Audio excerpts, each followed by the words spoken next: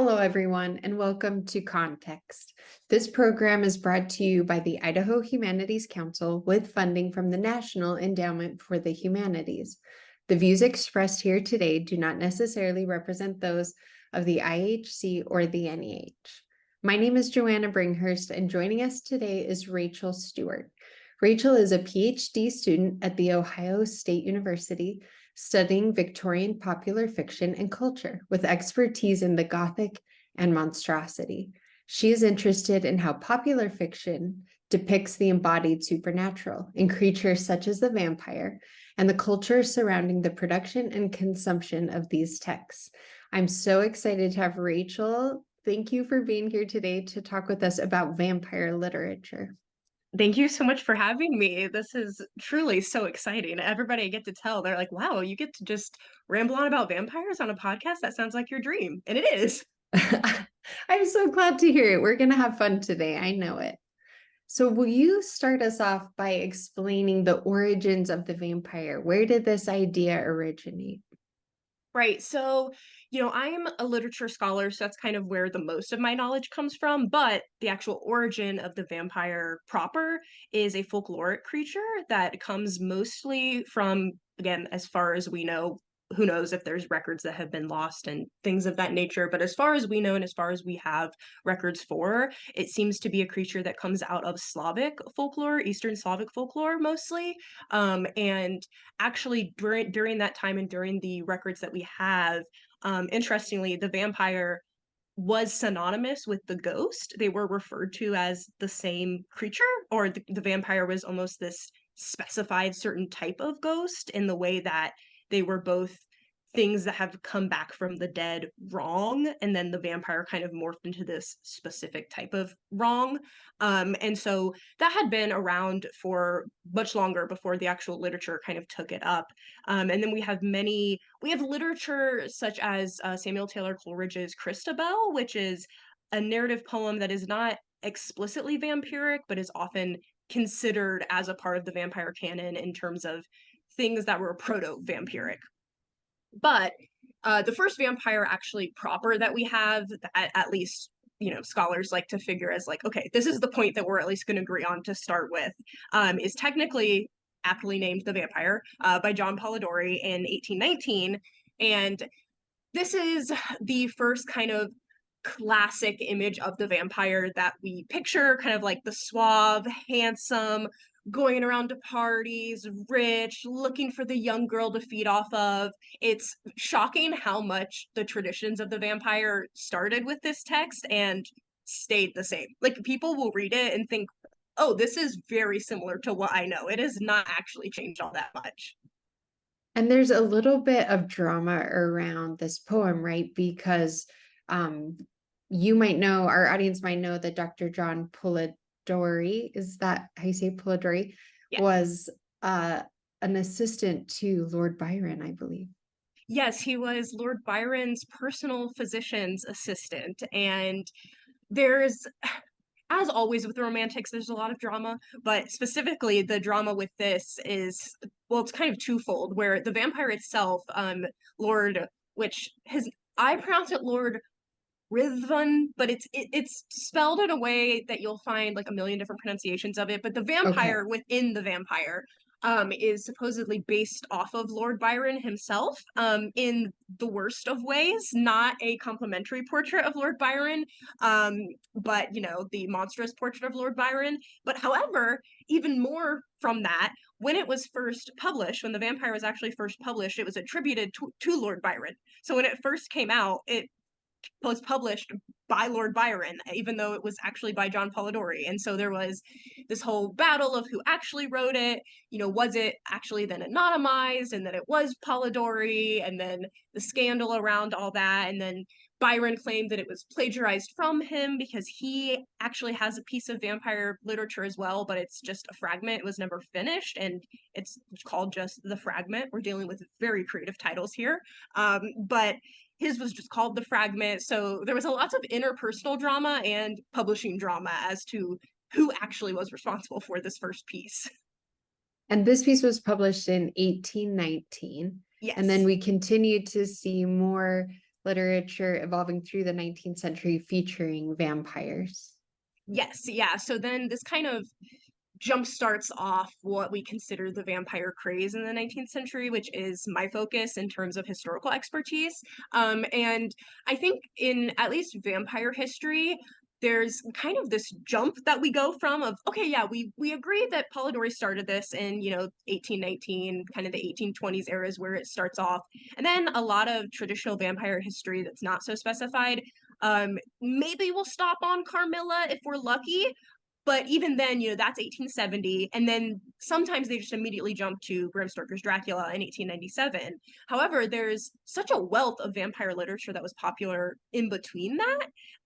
And at least my opinion on why it gets skipped over is because most of it was explicitly made for a popular audience, and a lot of it was coming out of penny dreadfuls, which were very much, I like to explain to either my students or people who don't really know like what exactly a penny dreadful is, as that's kind of the Victorians Marvel films. It's their very popular mass appeal. There's the universe, there's the timelines that sometimes make sense and sometimes don't. People are dying, coming back to life. It's the Victorians MCU. And because of that, historians would look back on it and kind of deem it as not important to put in this literary canon, especially when the vampire is kind of has to be crawling up through the ranks to even be seen as important. It's like, okay, well, Polidori was a famous guy, so we'll include his, and Bram Stoker was famous enough, we'll include his too. But this weird, not very well written Barney the Vampire, Penny Dreadful, I don't know about that.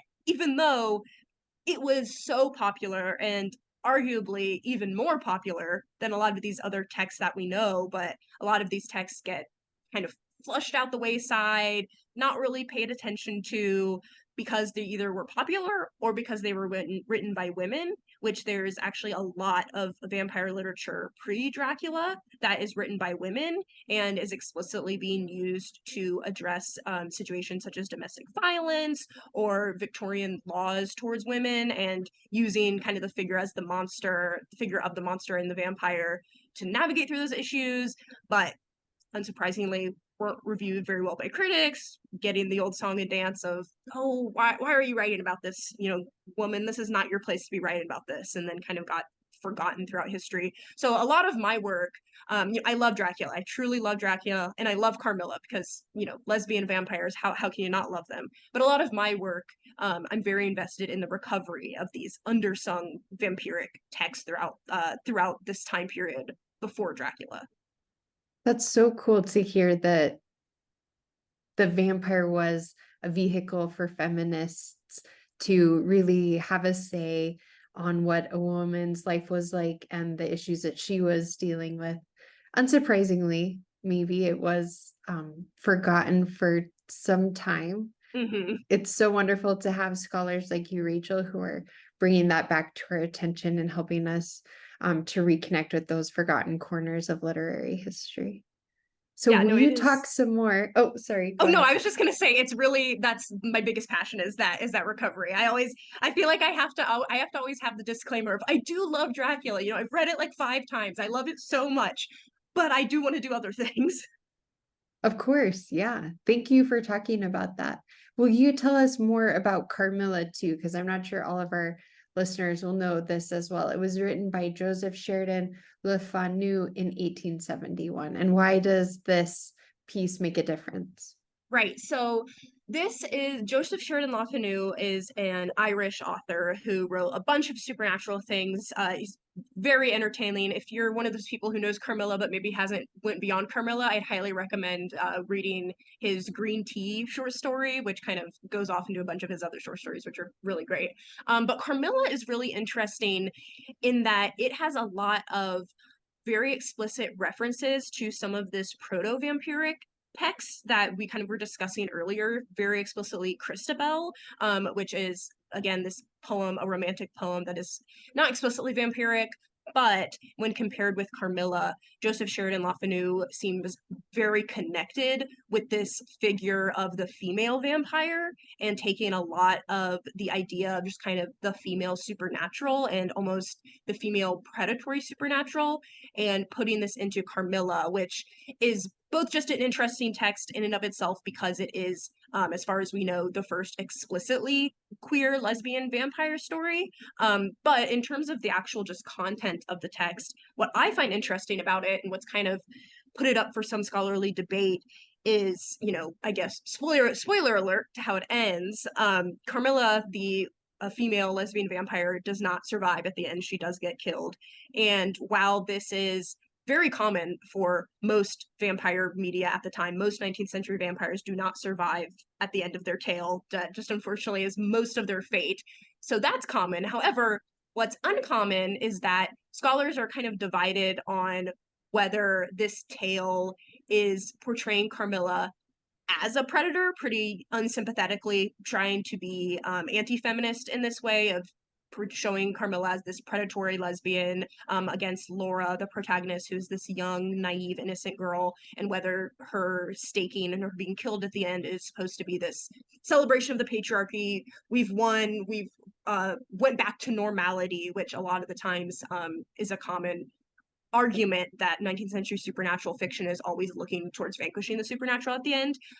However, you then have this other side of the argument, which, to put my cards on the table, is where I fall, because also a lot of my research and interest lies into sympathetic monsters. I'm really interested in how we are supposed to feel about these monsters, and I think a lot of 19th century monsters are more sympathetic than we think, because we just assume, oh, Victorian, they're prudes, of course they hate the monsters. But I think there's actually a lot of sympathy there that we can find, and particularly in Carmilla, I think with a close reading and closely looking at the actual relationship and interactions between Laura, the human young female, and Carmilla, the vampire, I think you can find a lot of passion there and a lot of compassion between the two. And I think it's narrated through Laura's point of view, or it's narrated through some letters of Laura.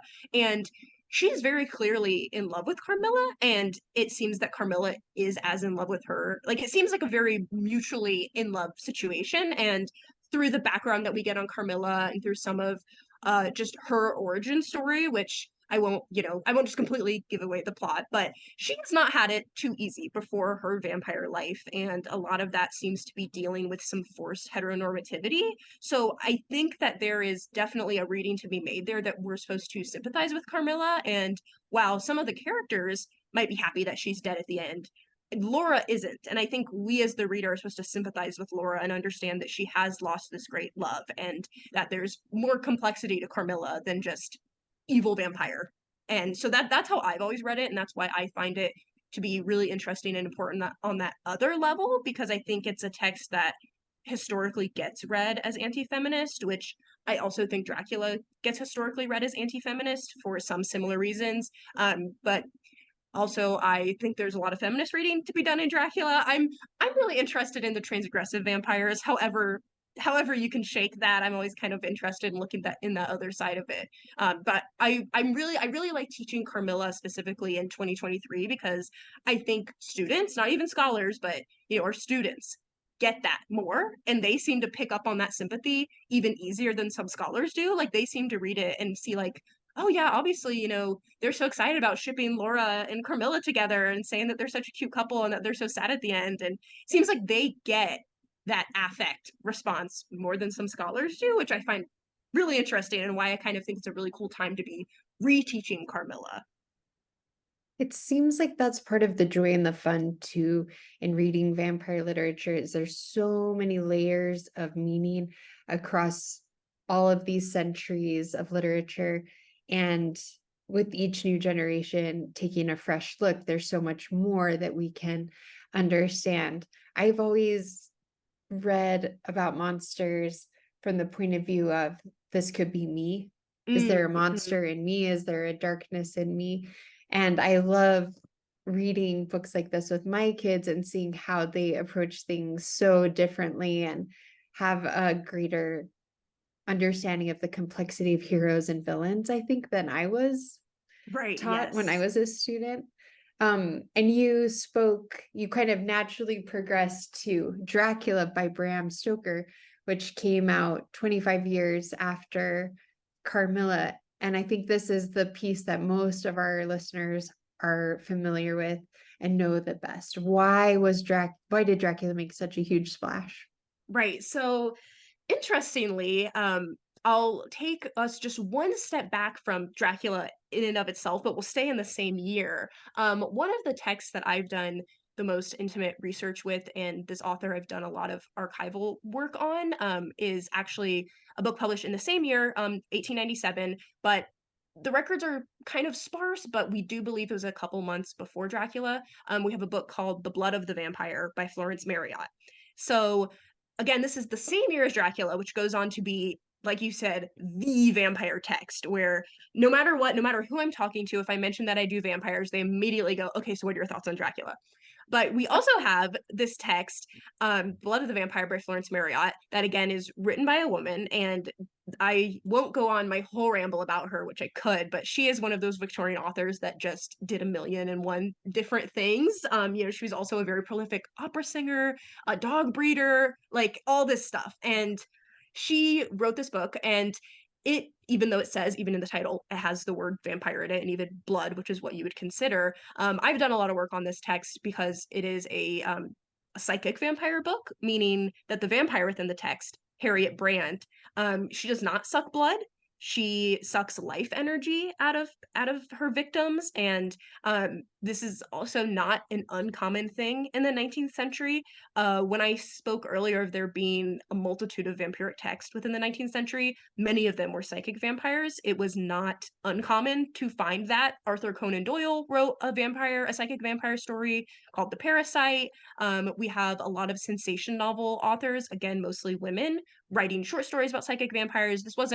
It wasn't like she invented the psychic vampire by any means. The psychic vampire was actually invented in the 1850s in this American text. But regardless, she publishes this the same year as Dracula, and it does just as well in terms of popularity. So we know that Dracula was very popular at the time it was written and published, and we know it's very popular now. Blood of the Vampire was just as, if not more popular, because Florence Marryat was an again, I'm that historian that has to like couch everything in like what we know in the archives, but from what Do I've it, seen, do it. right? Like I from what I've seen in the archives, and I did take a trip to the Yale Beinecke Library a couple years ago to look at their Florence Marryat archive collection, and a lot of this hasn't been digitized, unfortunately, because she's kind of just now re-rising in prominence to being studied. But according to some letters from her publisher, she was allegedly the number one most popular author, period, in America, and was also hugely popular in Britain. She was British, but she was just, I mean, massively, massively successful. Bless you. And she published many, many novels. She was one of those sensation novel authors. And again, if anyone's not familiar with the sensation novel, just popular novels of the 19th century, usually the 1860s was kind of their heyday. But she wrote a ton, and one of her novels was this psychic vampire novel. And she was very popular at the time that it already had come out. She already had a fan base. Luckily, we have in the archives a ton of her fan letters. Like she got fan letters begging for her signature, and then we do know that she responded, and then they'd send another letter saying that they're going to treasure that letter forever. Very cute.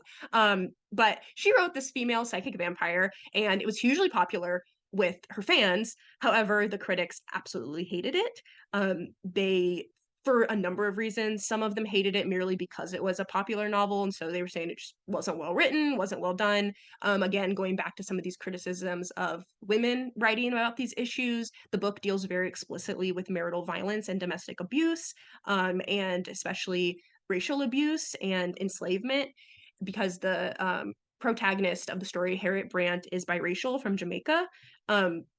So there was criticisms about that, saying that a woman shouldn't be writing about that. Florence Marryat herself had a couple marriage scandals, so some of the criticisms involved saying, why should a woman who's had these marriage scandals be writing about another woman in a marriage scandal?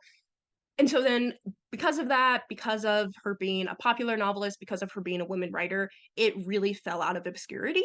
And so today, when we have people talking about Dracula and saying it's, the vampire novel of 1897, which it totally was, and, it was also incredibly popular. I don't want to undermine that. It was incredibly popular. People did love it, and people did love it for a variety of reasons, and it kind of rose above that status as a popular novel. But there's also, during that exact same year, a female vampire who is just as, if not more, transgressive than some of the, especially the sexuality that we see in Dracula. That's really just been completely forgotten and been just washed away in both scholarship and our kind of public consciousness. And there's a lot of really interesting crossovers where it seems we don't have exact evidence that Marriott read Dracula or knew Bram Stoker, but from the textual connections we can make, it seems very clear that they're in conversation with each other in terms of knowing the wider vampire tradition that they're, communicating within. And it seems like Florence Marriott's novel is very much aware that it's entering into this wider tradition in the same ways that Dracula is. So it just, I always have to plug that whenever talking about kind of the history of it, because I think most people aren't aware that there was another vampire novel that was just as popular that same year, but dealt with a whole completely different type of vampirism. So in The Blood of the Vampire, we're looking at a psychic vampire who is taking the life force rather than the blood from her victims. And in Dracula, it's the more traditional blood-sucking vampire. And it does as you said, we don't want to diminish Bram Stoker's work because it's also brilliant, but it does rub the wrong way to hear about a woman's contributions to literature being minimized. And luckily now we're looking back in time and those books don't have to compete for us as they might have in the market of the day where they had the same topic and came out the same year. So thank you so much for helping us learn more about Florence Marriott and her contributions. Yeah, of course. And I will also say that it's, if anyone's interested in reading it, it's much shorter than Dracula. It's a very quick sensation novel. It's very short and it's very easy to get through and it's very compelling, at least in my opinion. And I think I actually have an upcoming journal article that should be published next spring about the sympathy used in that novel because, at least I argue the vampire Harriet is deeply, deeply sympathetic. And I think that Florence Marriott is very interested in wanting us to sympathize with the monster in this case. So then in the 20th century, we see kind of an explosion of vampire literature, and it changed in a lot of ways. And maybe a vampire became a metaphor for a lot of different monsters in our lives. Can you address some of that literature? Yeah, so actually still on the topic of psychic vampires, psychic vampires in general are pretty understudied. I feel like it's because you're having to peel away scholarship onion where it's like first vampire studies isn't exactly that popular, and then within vampire studies, psychic vampires under that are less popular. But in a lot of the full-length monographs we have that kind of detail vampire history, the psychic vampire, if it's mentioned, usually actually is mentioned as originating in the 20th century, which, as we found now, isn't true. But a lot of times, Georges Vivrec's, which I'm sure, again, I pronounced horribly, but I believe it's 1920, his novel House of the Vampire is often cited as being the first psychic vampire, or at least the first proper psychic vampire novel. And in my opinion, it kind of reads as a retelling of The Picture of Dorian Gray because it's all about supposedly someone who sacrifices their creative energy and their kind of life force and their life energy to be a better artist to this kind of psychic vampire figure.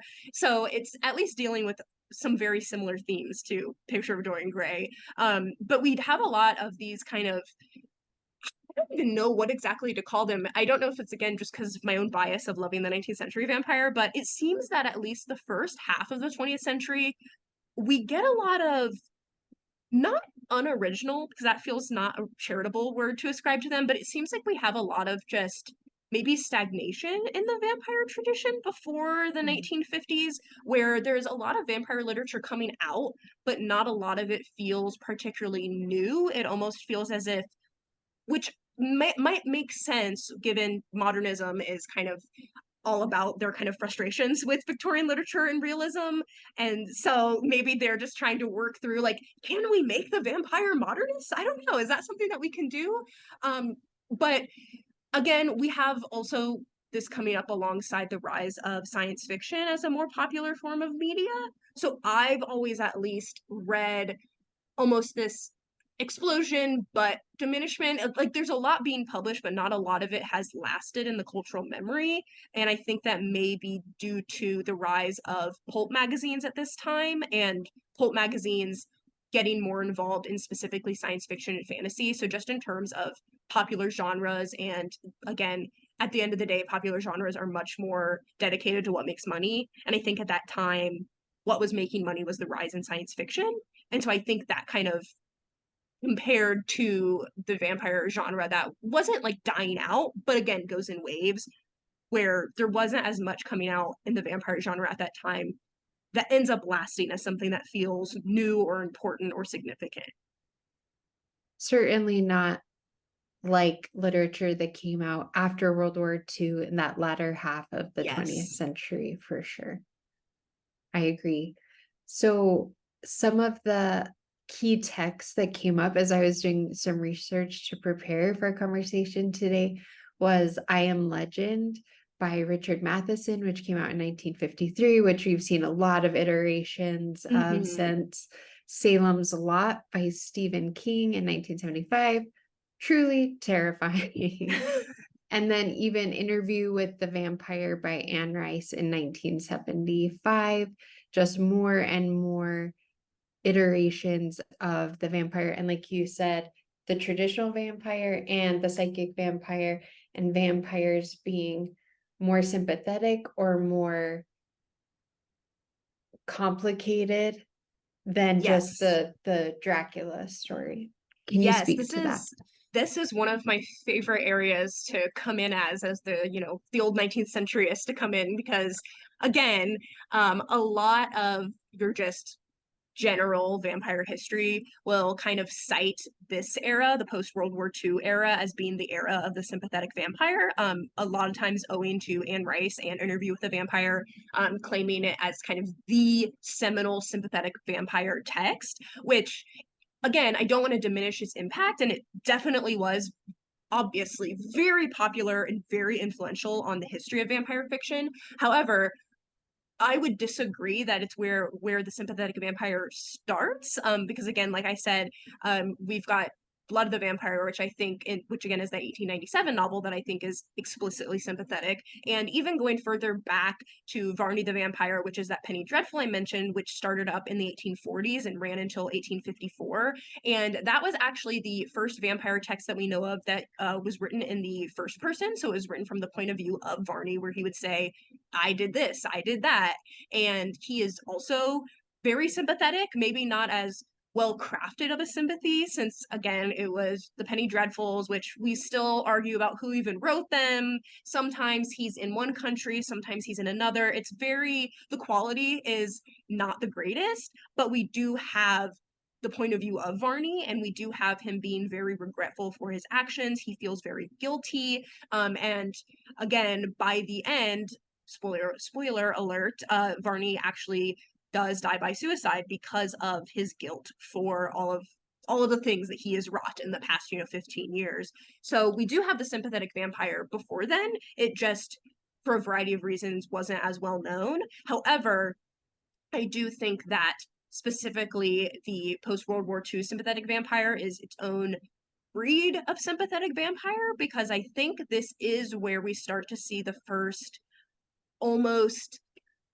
I feel like I should have a better scholarly word to call it other than like the sexy vampire. I feel like this is I feel like this is where we get the vampire that we're not only sympathetic towards, but we kind of want to be in a relationship with. We kind of want to talk to. We're not Mhm. just sympathetic towards, we want to invite them in, we want to have this relationship with them that goes beyond pity or sympathy, and we kind of see them as romantic beings in and of itself that goes beyond just the kind of Victorian fantasy of the rich aristocratic vampire, but especially with Interview with a Vampire, where we see that sexuality a little bit more explicitly, instead of having to do the, sexuality by omission Victorian thing, which we've kind of been used to in the tradition. We see it just explicitly there.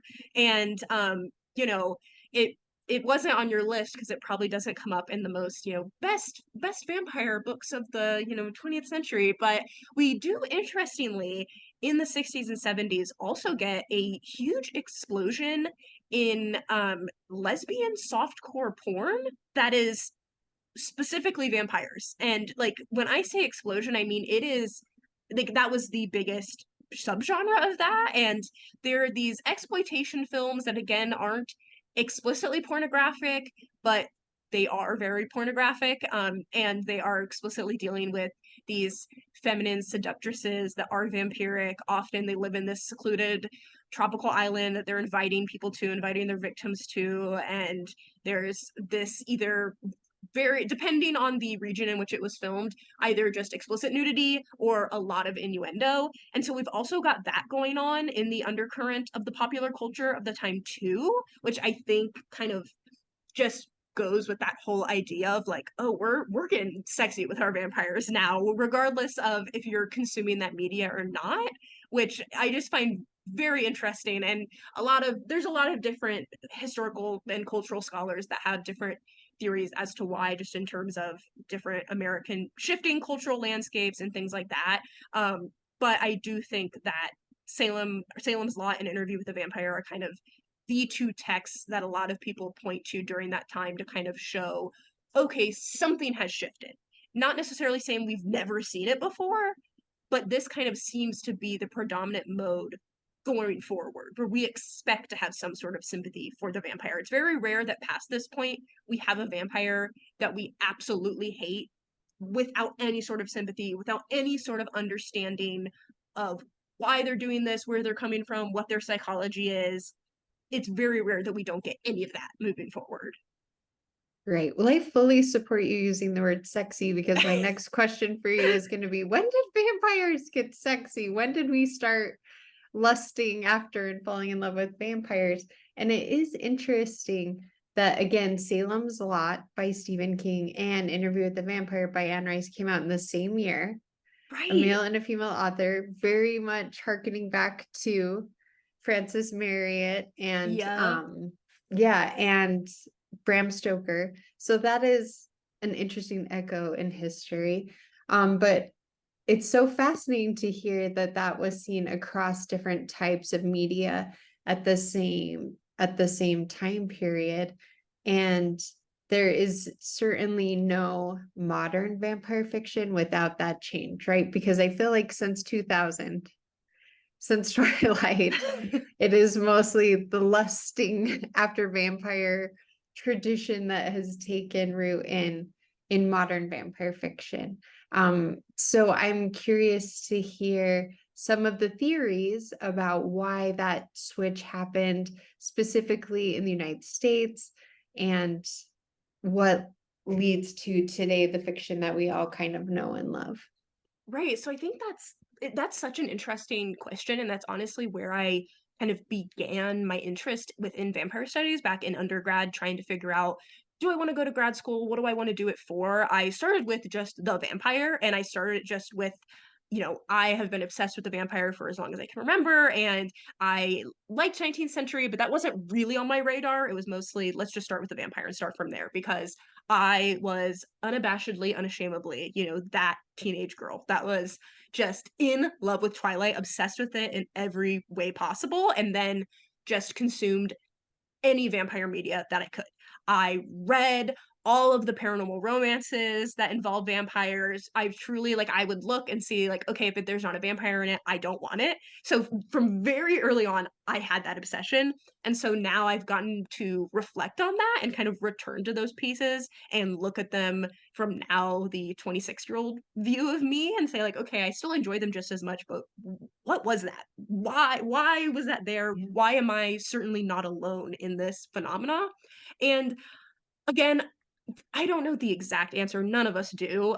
However, I do think there's been a really interesting resurgence in that question, because I think with Twilight and some of the big names, Twilight being books and movies, and Vampire Diaries, the long running TV show, and even before that, Buffy in the '90s, which I do have my shirt on for. Yay. And even the X Files had more than one vampire episode. So, there were all of these serialized forms of vampire media, which is kind of where I find the most interest in because even with the movies, many of the movies were serialized or they were based on book series. And I think that part of it just is lies in the fact that inherently with serialized storytelling, you become attached to the characters in a very different way. Just because if you are watching all of it or reading all of it, experiencing all of it, you are with them for such a longer period of time that it almost feels inevitable that there's going to be some sort of bond there. So then I think that combined with the demographic of young women, which is what primarily these were marketed towards. The TV shows, the books, again, most of them were explicitly romances with the vampire as usually the male lead. And I think combined with that, we get this interesting stew of cultural opinions where at the time, A hugely stew. popular. Yes, huge and, owing to my name of Stewart, it's a stew of cultural opinions where at the time they're super popular. And again, this follows the trend of almost any massive popular success. We see this almost exact same thing that happened with the Beatles, where at the time, extremely popular, and we know that young women are the dedicated fan base that are the intended demographic for this piece of popular fiction. That is who it's being written for. And at the time, it's huge. People are just consuming it. It's making the money, whatever. Then soon afterwards, a couple years after that dies down, we get the backlash where then we get people famously hating on it, where now it's totally uncool to like Twilight, to like the Vampire Diaries, to have your, Edward Cullen shirts. You get the phrase of, well, that's even a better romance than Twilight. It is now the cool thing to hate it.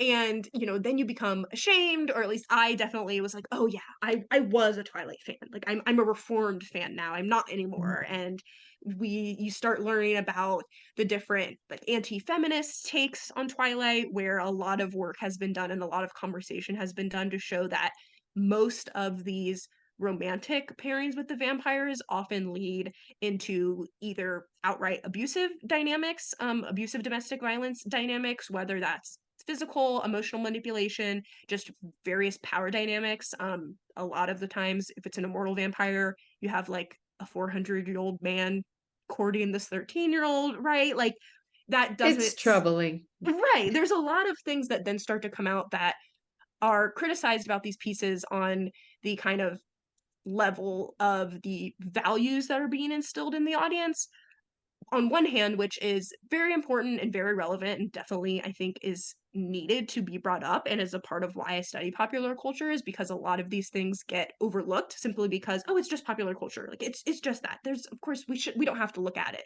Then we do look at it and we see these things going on.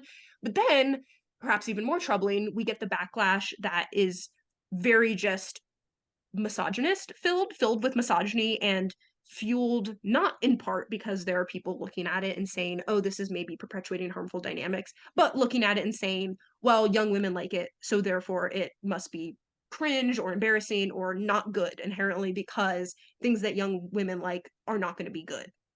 And so then that kind of goes off into those separate branching paths of criticism that then leads to where I would say we're at now with that kind of cycle where we have a lot of the people who criticized it, rightfully so, for having these dynamics or just criticizing the fact of having a romantic monster at all. And now there's a kind of a reappraisal of that criticism and almost a reclaiming of that criticism with the context of being an adult reader looking back at it, which again, this is still a conversation that's very much ongoing and different people have different reads on it. But now there are a lot of people, especially my age, that are coming back to Twilight and coming back to it saying, okay, I acknowledge the harmful things that are going on. I acknowledge that I wouldn't actually want to be in a relationship with Edward Cullen, that like if I were Bella, I would not act like this, but enjoying it nonetheless and enjoying it in spite of that. And we've now seen, not to get too off into the weeds, but we've now seen a really interesting boom specifically in the romance genre of commercial publishing of monster romances that lean into the harmful tropes knowingly, but don't hide them. Whereas with a lot of, and again, I keep bringing up Twilight because it's the one that was the most popular and the most written about, both on a pop culture scale and an academic scale, where a lot of the issues that came with it was, okay, we're seeing these things, but they're not addressed in the text. Whereas now we're seeing these monster romances, which vampires are still absolutely dominating. Vampire romances are very much still alive and well today, where there will be specific either content warnings or an author's note that addresses the fact that, we've got this huge age difference, or we've got a power dynamic, or there may be scenes of manipulation or things like that, but it's addressed in the text and seen as a form of escapism and a form of fantasy for adult women who maybe indulged in these vampire texts as a teenager without the context. And I think that's been a really interesting shift that I've identified in terms of the trends of how we're seeing vampires and who is consuming the text, and depending on who consumes it, what criticisms it gets. Because Interview with the Vampire also got these criticisms. It also got these same criticisms of romanticizing, blah, blah, blah, the different types of sexuality in it and if it was healthy or not. But I will just say, maybe I just haven't seen it, but I have not seen any of those criticisms in Salem's Lot or in a lot of the male authored texts of this time that were marketed towards a male audience, even if you could very much read those fantasies there as well. It seems like the inherent issue is when there is that kind of romance aspect introduced, which coincidentally, maybe not so coincidentally, is a predominantly female written and female consumed and female marketed towards genre. Ooh, that's interesting to think about, isn't it? That is it possible that there is always this feature of control over how women engage in romantic behavior that we see in literature and in our behaviors today? I probably don't want to take that any further, but that is really Right. interesting to consider and to think about. I am older than you, audience. I am older, and I kind of missed the window on Twilight, reading Twilight as a young girl. And I did read it when I was a young mom instead. And it's such a compelling story, really sucked me in. But at the same time, I was able to consider the troubling aspects of the story. It is interesting to see that we, maybe not just as women, but as people, we are drawn to these broken characters, these monsters, these representations of darkness. And I'm not sure what that tells us about ourselves as humans and the human experience. Is it that we always are sympathetic and want to fix and want to heal the things that are broken, or we want good to conquer evil and we want to save the monster and help the monster be good? Or are we just drawn to things that are not good for us, that are not healthy? Maybe all of those things in one. But I really appreciate you bringing up the just kind of inherent misogyny in the way that this kind of literature has been criticized in the past. Mm-hmm. It's interesting also that you took something that you were passionate about and have now turned it into the basis of your PhD and your ongoing scholarship moving forward. That's actually really inspiring to me that you can fall in love with something and learn all about it and become an expert and share that share your thinking and your feelings with the whole world about something that you really fell in love with when you were younger. Good for you, Rachel. That's Thank cool. you. Thank you. No, it really is the dream. I mean, if I like went back to 12-year-old Rachel checking out these like random books from the library, just devouring them in a day and somehow telling her, you're gonna make money to just sit and like think about it and talk about it to people, I would not believe that. But I do want to quickly say to your point about wanting to, fix like the whole I can fix him, I'm broken scenario. And that goes all the way back to, again, Byron, where we specifically have the figure of what's called the Byronic vampire, which very much is what Edward Cullen is what Damon and Stefan Salvatore from the Vampire Diaries are. It's what Angel is from Buffy, where we have the dark and brooding character who is a vampire. There's also just in general the Byronic character, the Byronic hero, but specifically we have the Byronic vampire that, like the name suggests, is based off of Lord Byron. And again, that starts all the way back with the original text of the vampire. So we've had this figure, we've wanted to fix him for so long. For hundreds of years. Right. And it seems like too often that figure hates themselves for being Yes. the monster Yes. and is seeking redemption, seeking that change as well. And so it's not just on the female side, it's also the male side of rejecting the monster within. So of course we would be remiss if we did not delve into vampires being depicted in film and television too. That's such an important part of the humanities and how we engage with these stories and in modern storytelling. I have been asking around friends, colleagues, what are your favorite vampire films and TV shows?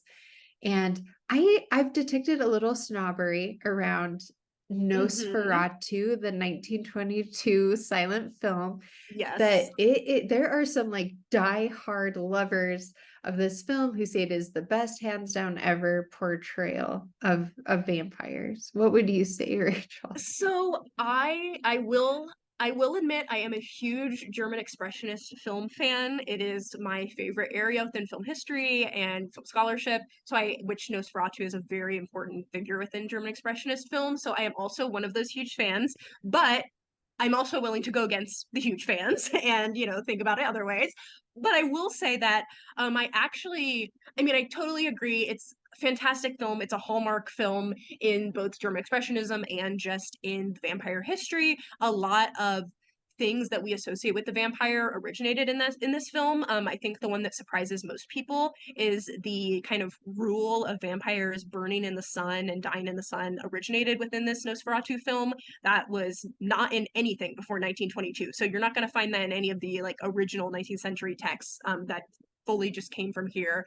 Um, but I will say that I think the most interesting part of Nosferatu maybe is actually the story behind it, given that it now is such an important film, not just for vampire scholars, but for film scholars, for just humanities scholars, it's one of the most important films, period.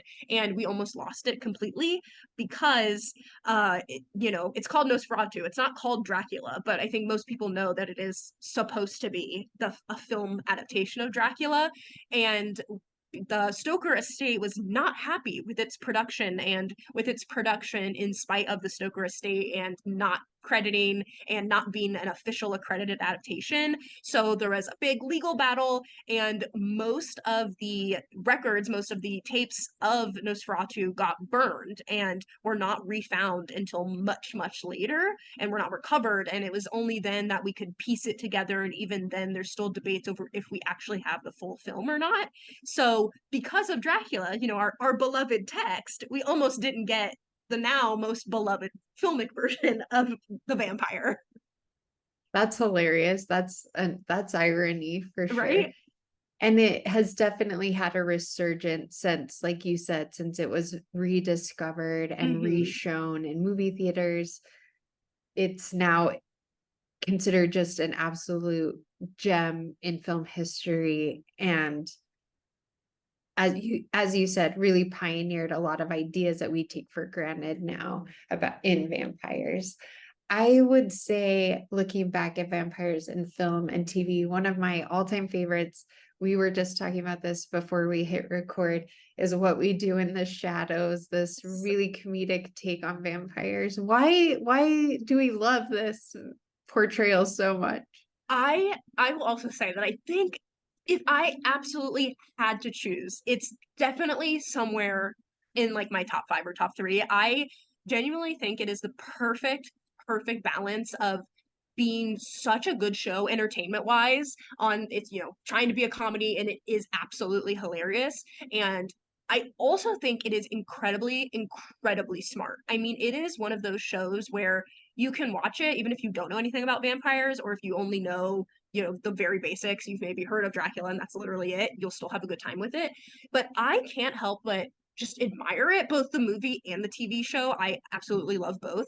They are both so learned, and it is very clear that the producers, the showrunners, the writers know their vampire history and know their vampire media, from the most kind of cursory, like, okay, maybe they've read the greatest hits, to some of the little Easter eggs, whether it's by explicit mention or just the types of characters that they have and the things that they mention. I watch it sometimes and I'm like, how did they know? Like it is truly astonishing how smart the show is, not just on the level of being entertaining, which it absolutely is too, but the ways in which it really does knowingly interact with the vampire canon, where there's some of these texts that we study where we kind of have to make conjectures or just say, okay, well, it's interacting with this trope, whether we know that was intentional or not, we can't say. But for what we do in the shadows, it is based upon the fact that it knows it is interacting with this culture. The comedy and the humor from the show comes with the fact of, we know we're commenting on this vampiric trope or this vampiric type. I mean, from both the movie and the TV show, the characters themselves are explicitly based on different subtypes of the vampire. And it is just so genius in that way. And both from a viewer's perspective,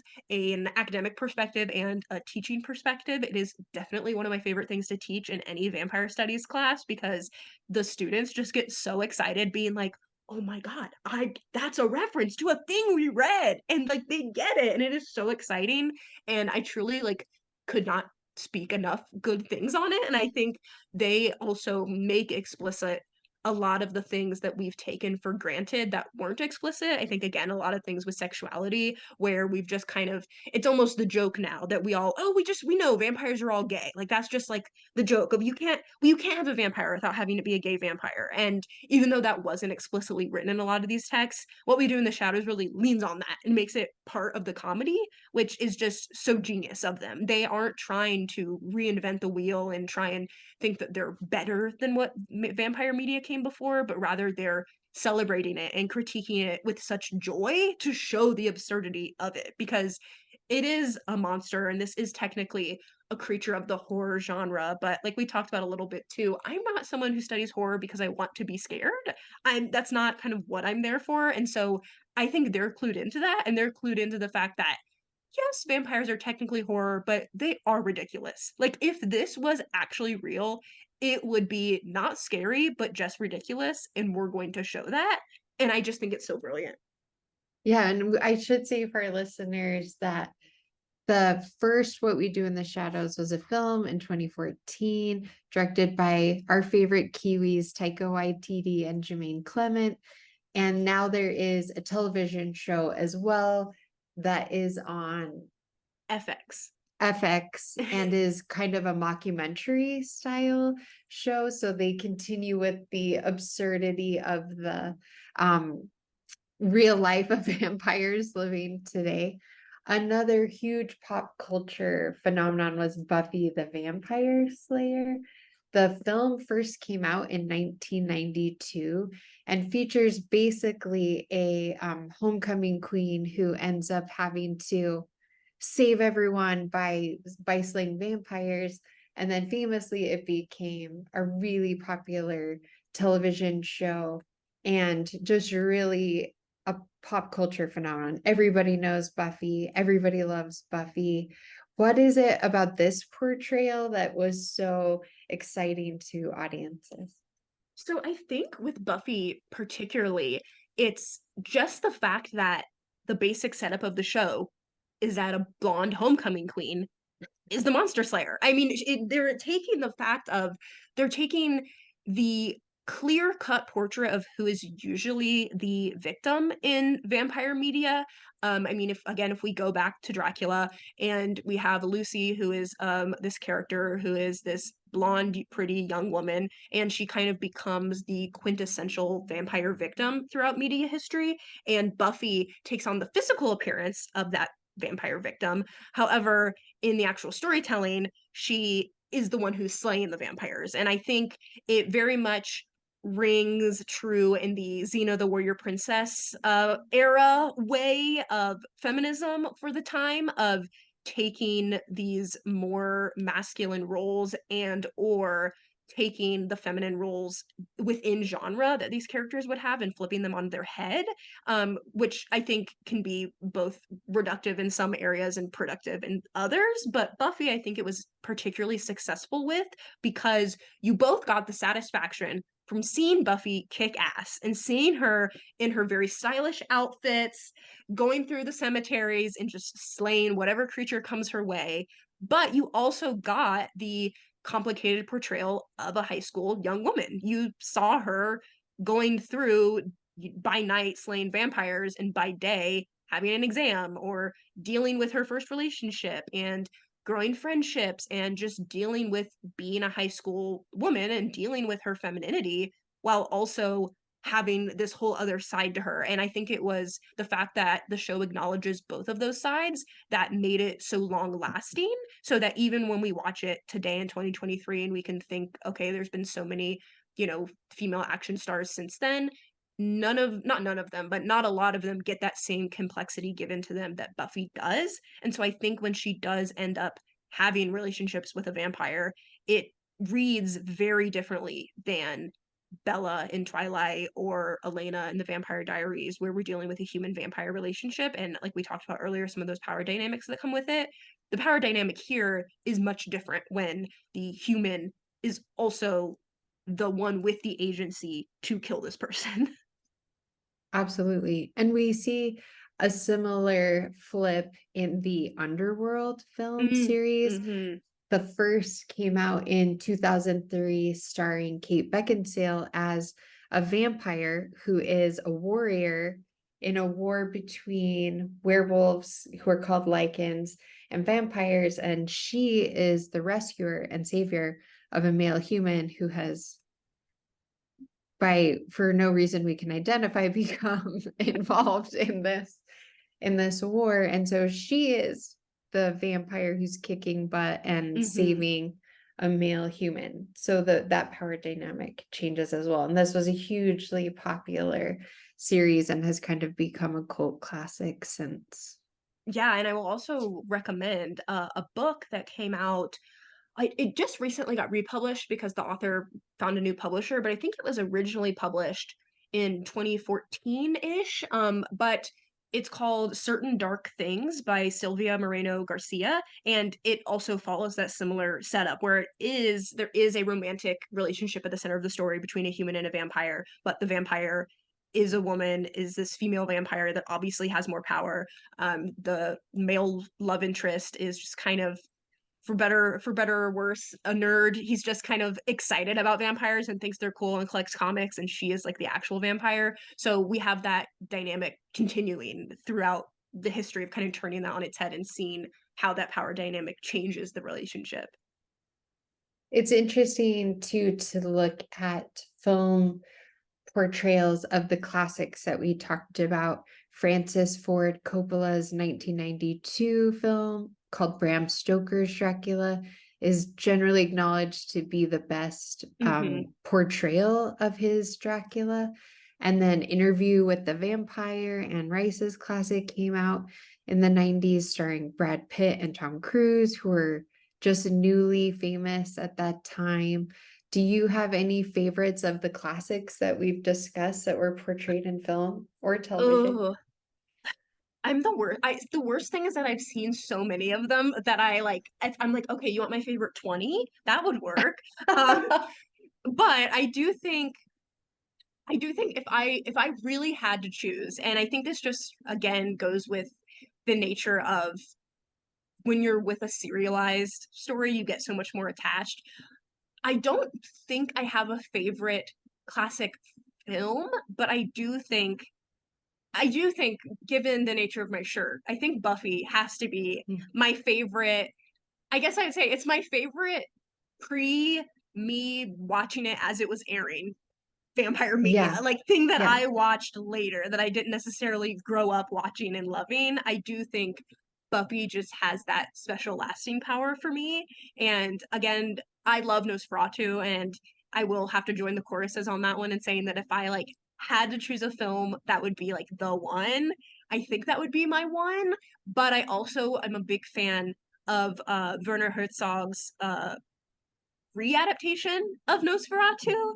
I think I like that more than most people because I'm someone who wants to see adaptations go rogue. So I like it because it was different from the original, and I think it's a really, really great pairing to the original Nosferatu. I feel that I have to give a shout out to my colleagues here at the Idaho Humanities Council who became obsessed with a portrayal of vampires on Netflix called Midnight Mass, which is a mini series that came out in 2021. I haven't seen it, so I'm not passing any judgment, but it's very popular here at the I with the staff at the IHC. And in this portrayal of vampires, the vampire is actually seen as an angel from God, and a priest is trying to bless his parishioners with access to this angel from God. And so there's some really interesting themes here of marrying religion and monsters together. So maybe you and I can add that to our list to see, but I promised I would sneak it in. Oh yeah, no, it's definitely been very high on my to watch list that I have yet to get to.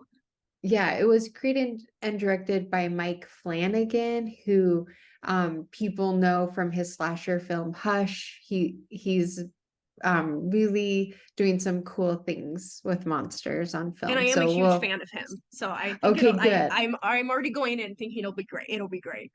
Okay, so obviously this weekend, Rachel and I will be catching up on Midnight Mass and we will never sleep again. It will be fine.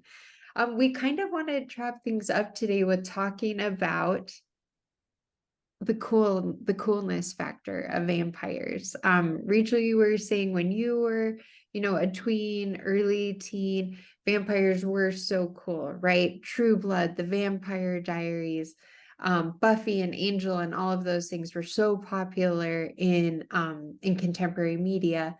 What is the state of affairs for vampires and monsters more broadly today? Yeah, so I think we are in a monster renaissance. I am personally excited about it. I'm living my best life with it.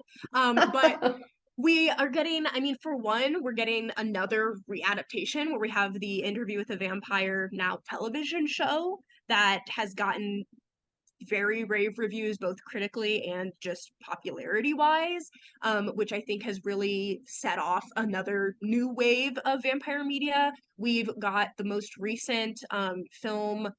I think I can't remember. If they called it the Demeter, Voyage of the Demeter, but we have a new film that recently came out that's based off of one singular chapter in Dracula. We've also got this resurgence, as I was kind of speaking about earlier, of older vampire texts where we have a lot of people either rediscovering things that they liked in their teens about vampires, such as Twilight or the Vampire Diaries. I think some of that may have to do with, again, streaming culture, where a lot of people are returning to these things that they maybe haven't had the chance to watch since then.